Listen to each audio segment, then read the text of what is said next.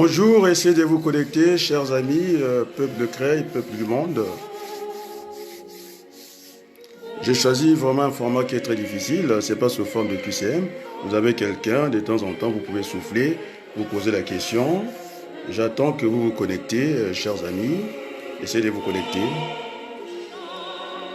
Alors faites-moi signe.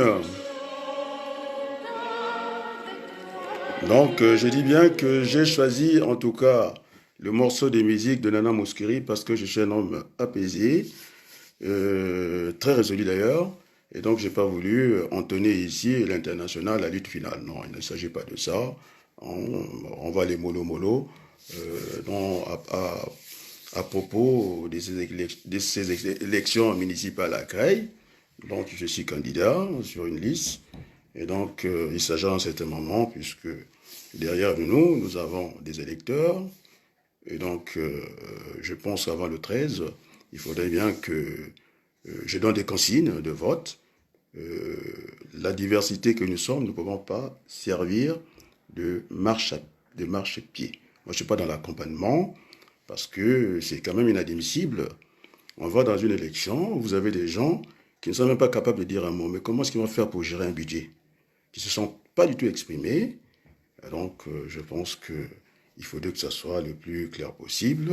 Et donc, moi, je suis enseignant de formation. Et donc, il n'est pas question que j'accompagne, puisque on voulait dire que les Noirs, on n'est rien, c'est-à-dire que de moins que rien. Et donc, moi, j'ai d'autres choses à faire que ça, que d'accompagner les gens simplement qui va les siéger au conseil municipal, des muets qui ne sont pas capables de mettre cette ville en mouvement. Moi, je l'ai montré pendant toute cette période que j'avais un emploi, Dieu merci, et que je ne postulais pas à la mairie, à la maison commune, pour le moindre subside. Pas du tout. Je pourrais même renoncer à ce subside. Ce n'est pas la question. C'est parce que nous sommes attendus. Nous devons être des exemples. Il n'y a pas que le Congo. On m'a fait ce reproche-là pendant toute la campagne, que j'avais des origines. Et je l'ai dit ce matin, j'étais avec Seclé, qu'il y a quand même Hidalgo, qui est français d'origine étrangère. On a vu récemment M. Emmanuel Valls, qu'il était espagnol. Donc, il faudrait qu'on évite ces faux débats. On a vu, en tout cas, les délégations sénégalaises atterrir sur Creil, mais on a oublié, il y a 10 ans de cela, mon oncle faisait partie, quand il y a eu cette exposition culturelle à Creil, il faisait partie de la délégation congolaise qui est venue exposer ici à Creil. Pour la précision, c'était dans la salle Léo Lagrange. Donc c'est pas rien. Bon, est-ce qu'il faudrait que je commence par cette exposition liminaire concernant en tout cas les finances de Creil? Je suis en train de me poser à plusieurs. Je préfère commencer par cet exposé liminaire et par la suite rentrer dans le vif du débat. Donc aujourd'hui, l'histoire, assez rapidement, donne raison à l'ingénieur statisticien économiste Adrien Rabaloukou, qui avait dit que la ville n'était pas ce qu'on pensait. Vous savez que les chiffres sont têtus de l'économie. Je l'ai dit avant l'INSEE, qui est une institution, en tout cas, qui a une certaine réputation en France. Dans ses notes de conjoncture, ce n'est pas déjà à raconter n'importe quoi.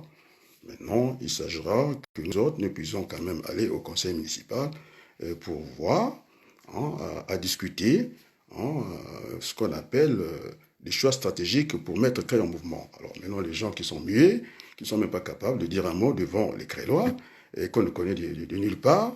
Et moi, j'ai tout justifié. Je suis Creillois, on me connaît, j'habite à Creil, je travaille à Paris, je paie l'impôt ici. Et donc, ce qu'on va faire, parce que ce n'est pas tout ce que j'ai à faire, il y a quelques personnes qui sont devant l'écran que j'arrive à lire. Bonjour, Junior Samba, l'un de toi près du cœur. Je vois horaire Bangui, merci d'être là. Bon, maintenant, les Congolais, hein, vous qui venez m'agacer, qui venez perturber une certaine campagne que je mène ici pour l'homme noir, qu'on a tendance à mettre dans le caniveau. Je l'ai démontré ici intellectuellement. J'ai tenu tête à tout le monde ici, que ce soit sur l'économie, sur tous les plans. Bon, maintenant, ce que je vais faire, le temps d'attendre les gens, je vais demander à d'autres chaînes de télévision, qu'elles soient une chaîne de la diaspora, je ne sais pas de quel pays, il faudrait qu'on ait ces face-à-face-là. Donc, lorsqu'on dit dans une ville, parce que quand on fait la comptabilité, j'ai suivi l'autre expert des finances qui est venu, c'était un régal pour moi, parce que je l'avais dit que au niveau, là je ne lis pas un document, au niveau de recettes, c'est-à-dire les ressources de l'État, comme la commune est un agent économique, ça a été démontré, c'est ce que je voulais entendre. Il y a d'abord les impôts. À Cré, nous sommes à la moyenne, nous ne sommes pas au-dessus des autres. Donc, ça veut dire qu'on ne peut plus se plaindre ici de nous faire des bus gratuits. Ça veut dire qu'il faut augmenter l'impôt. Les ressources de l'État, c'est-à-dire les recettes. On nous a parlé des dotations de l'État. 150, pendant que d'autres, ils ont peut-être 50 euros. Il n'y a pas que ça, et puis les subventions. Et donc, je suis un étudiant, je fus étudiant à la Sorbonne en microéconomie approfondie, sous la direction de l'un des meilleurs, le professeur Jean Bénard. Et si vous me ramenez à l'école de haute études en sciences sociales, je suis son élève. Et donc, je connais ces questions. L'abonnement que nous payons, c'est un abonnement qui a été calculé au coût marginal. Ça, c'est Ramsès Boité qui vous dit ça. Ce sont les meilleurs spécialistes. Il n'y en a pas d'autres ici en France. Et donc, ça intègre déjà ce qu'on appelle une subvention de façon que, dans ce jeu de péréquation, de solidarité, que Créil puisse s'en sortir. Parce que si on appliquait le prix au coût moyen, c'est-à-dire la vérité du ticket de l'abonnement, alors là, c'est terminé. C'est comme le cas, on a dit qu'on était la banlieue de Roissy. Si on enlève cette subvention, si on fait une tarification au coût moyen, nous aurons, je pense que dans la journée, peut-être 2 trains en direction de Paris. Donc c'est ça, la solidarité. Alors maintenant, ceux qui sont venus nous parler à merveille ici, qui vont tout mettre gratuit, le riz gratuit, tout gratuit, je pense que ça n'existe pas. Il faut subordonner, c'est André Gorz qui le dira, l'économie au social. Il faut faire de l'économie sociale et non du social économie. Ça n'existe pas. C'est ça qui appauvrit certains pays dans le monde. Donc, il faut produire de richesse. Donc, oui, les emplois, nous allons le créer à partir des impôts. Je vais dans la même formule que Lionel Jospin. Il n'a pas eu tort de créer ces emplois. Donc, on n'enrichit pas un pays par les emplois. C'est pas le travail. Donc, il faut créer les richesses. C'est-à-dire des biens et services marchands. Je dis bien marchands. Donc, le transport n'est pas gratuit. C'est un bien immatériel. Donc, ceux qui essaient de s'aventurer là-dedans, ce sont des démagogues. Ils racontent tout et n'importe quoi. Donc, c'est dommage que les télévisions de l'Oise ne se prêtent pas à ces jeux, qu'on ait ce débat contradictoire. Je vous assure ici, s'il y a doute, ils viennent chez moi, tous les candidats, je dis bien, tous les candidats qui sont engagés à cette compétition, j'ai des captures d'écran, ils viennent s'abreuver, ils viennent se sourcer chez moi, après, ils ont des haut-parleurs pour monter, pour parler plus fort, c'est pas vrai. Donc, ils viennent s'abreuver. Je l'ai dit avant tout le monde, je l'ai dit avant l'INSEE, parce que je suis statisticien de formation. Quand on parle d'une ville était attractive par rapport à son liste, où sont les riches, ça dit beaucoup de choses. Et maintenant, nos petits, ce qu'on appelle nos idées reçues, ce que j'appelle les jugements de valeur, parce que l'INSEE a produit ce qu'on appelle un jugement de fait, qu'on ne peut pas contester. Donc, bon, alors c'est pas la peine, j'ai pas envie d'aller très loin. Ah, monsieur Mohamed Assanti est là, il me regarde. Je suis celui qui a démarré la liste avec lui. Et encore, je parle devant le monde entier. Merci Mohamed d'être là. Je ne suis pas un homme belliqueux, ils me connaissent. Je passe mon temps à rassembler les gens. C'est ça, je ne suis pas dans ça, je suis comme mon père.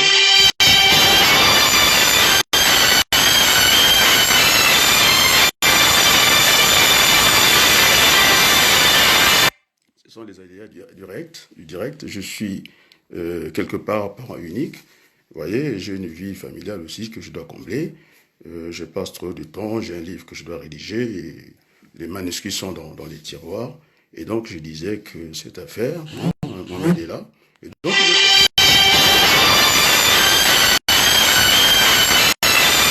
je prends le téléphone de la maison pour lui dire que je suis en direct. Vous voyez, les aléas du direct. Je vais l'appeler. Elle a envie de voir son père, c'est tout à fait normal. Ça prouve que je suis un bon père. Oh, j'oublie le numéro de ma fille. Alors, c'est normal, quand elle n'a pas de nouvelles de son père, elle m'appelle tout le temps. Bon, allez, on va laisser ça. Je pense qu'elle a compris. Et donc, dans cette marche vers, en tout cas, la maison commune, la mairie, je pense qu'il faut être juste.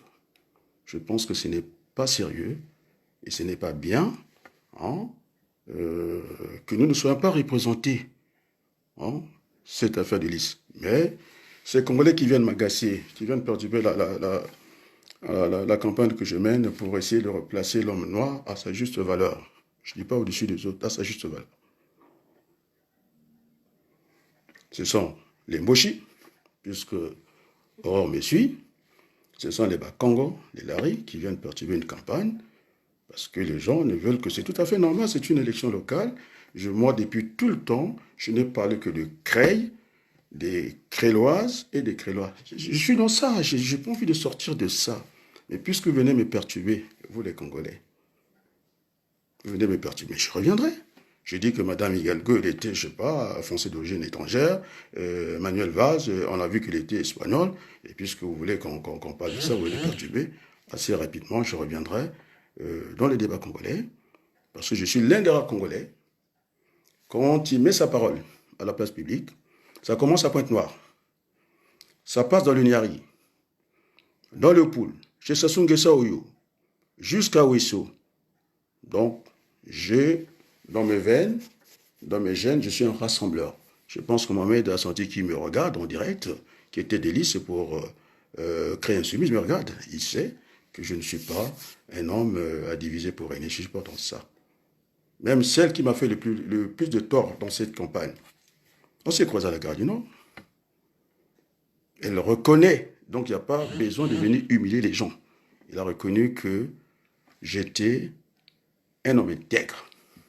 Je n'ai pas voulu le faire, on s'est croisés. Il n'y a que les montagnes qui ne se croisent pas, les hommes sont appelés à se croiser. Donc je ne suis pas ni dans l'humiliation des gens. J'étais quand même réveillé à 2 heures du matin pour une affaire de communication. Une certaine vidéo qui gênait un peu tout le monde. C'est-à-dire le cas adverse. Je ne dis même pas des adversaires, des contradicteurs, simplement. Ça leur gênait parce que je disais des choses intéressantes. Donc le budget d'une ville, d'un côté vous avez les recettes, après, dans les recettes, vous avez ce qu'on appelle les ressources. Donc, on a bien compris à créer.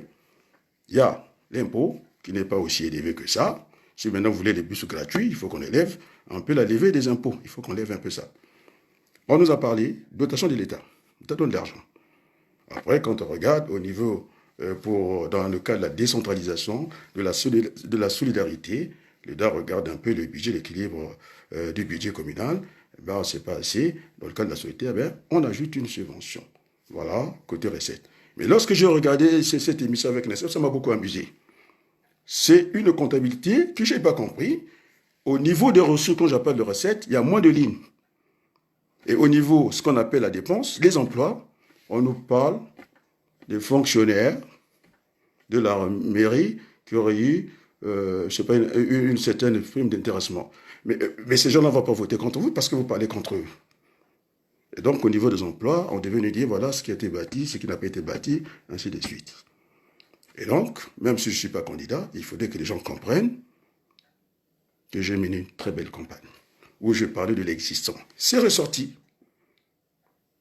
Dans le discours de l'autre candidat, on dit qu'il n'a pas un programme. Moi, je l'ai lu, mes propres idées.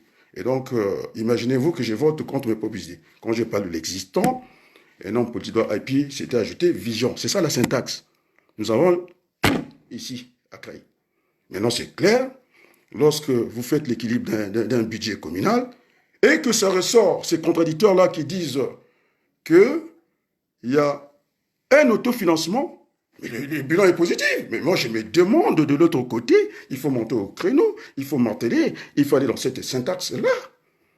Oui, la ville n'est pas si mal gérée que ça, parce que nous avons l'autofinancement, c'est dit par des autres. Donc moi, je prends le temps d'écouter les autres.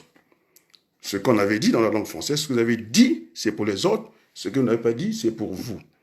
Alors, la vidéo, je l'ai enregistrée. Donc, personne n'est venu me voir, encore me déranger à un certain moment dans la rue. Vous avez dit quoi? Nous devons avoir cette vérité devant les électeurs. Voilà, il faut que la politique retrouve ses lettres de noblesse. Donc, je voulais faire cette petite lecture de mon exposé liminaire, qui est clair, que d'ailleurs tous les hommes politiques de Cré sont venus lire. Moi, j'ai des captures d'écran, je peux les montrer. Hein, la politique par la preuve. Et donc, c'est une belle campagne, je suis très heureux. Et donc, je demande aux Congolais de patienter un peu. Hein. Je suis foncé. D'abord, je suis né pendant que le Congo était sous le contrôle de la France, c'est-à-dire l'Afrique équatoriale française. Et donc, j'ai dû réintégrer à la nation française. Alors, vous pouvez tout faire. Le sang de mes parents congolais vont continuer à couler dans mes veines comme Emmanuel Valls. Est-ce que c'est clair? Et donc, je reviendrai. Oui, il faut que j'aide le Congo. C'est un pays extrêmement riche. Et d'ailleurs, aider le Congo, c'est aussi aider quelque part Cré. Et le Sénégal qui est là, c'est aussi quelque part Cré. Nous sommes devenus un village planétaire. Le Congo, ce n'est pas le pétrole du Venezuela. On a parlé du pétrole du Venezuela. Moi, je suis Congolais, ils m'entendent. Il faudrait que nous mettons la paix au Congo pour que nous ayons des relations avec notre ville, pas des relations de ce qu'on appelle la coopération. Non, c'est des relations d'affaires. Moi, je suis dans ça. Et donc, je me battrai.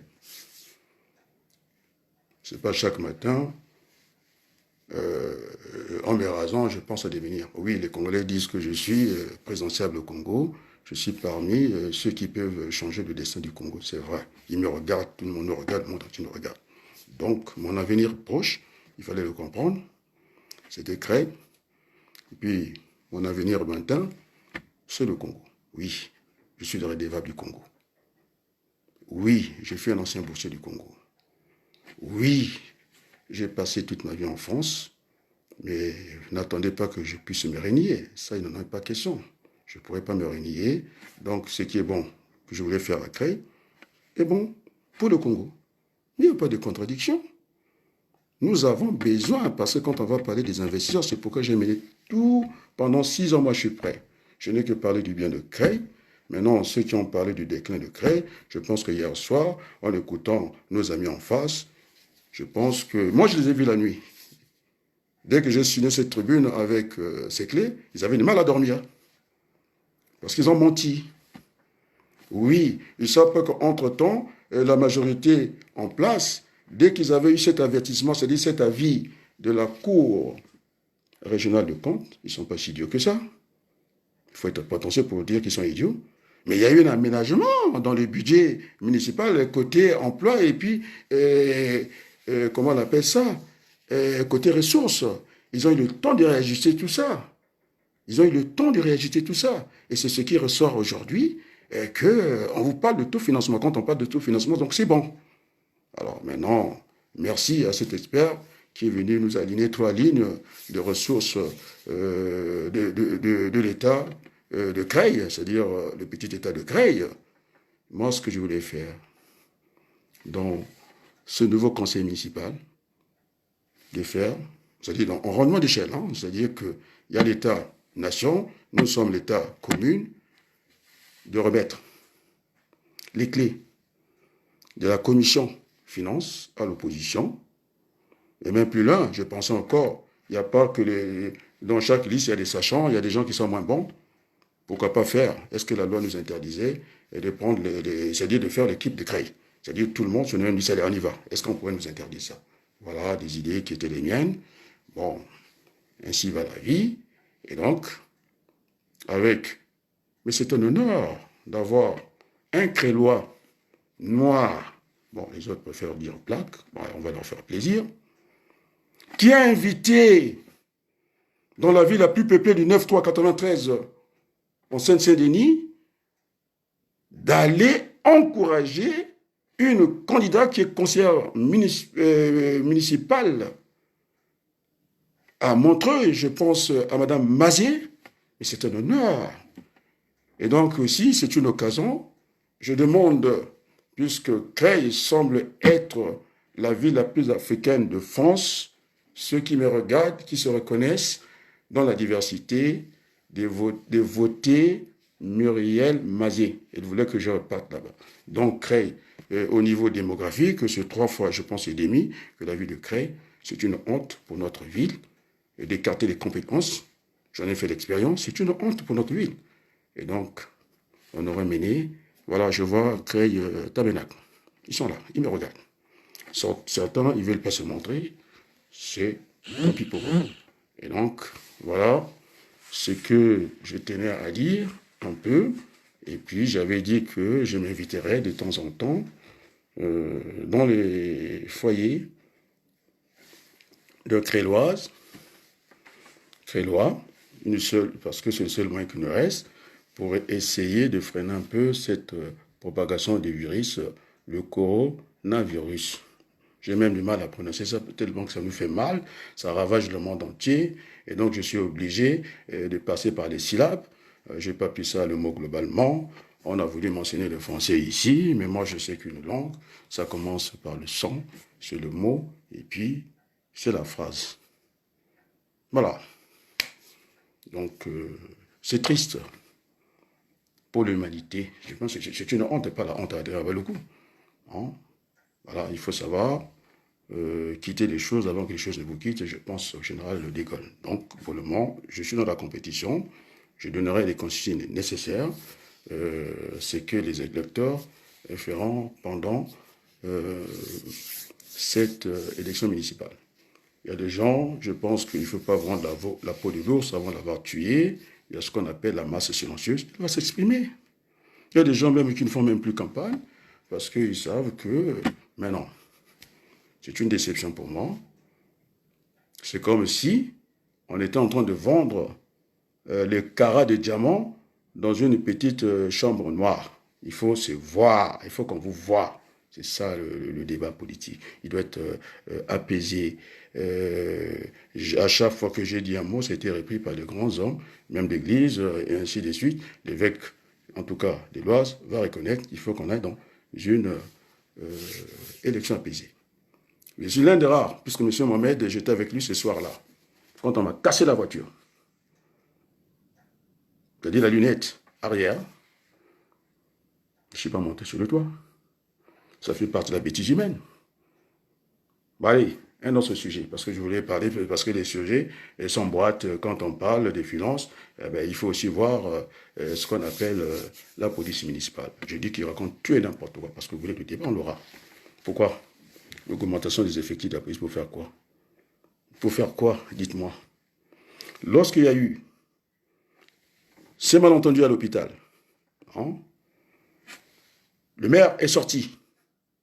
Et j'étais obligé, au Wabaloukou, comme je suis un homme apaisé, je suis ressorti pour dire, oui, c'est vrai, j'ai ma fille, d'ailleurs qui a des très bonnes notes à l'école d'infirmière, et que c'est difficile, et qu'il y a aussi, quand on parle de patient, c'est-à-dire il y a une prise en charge.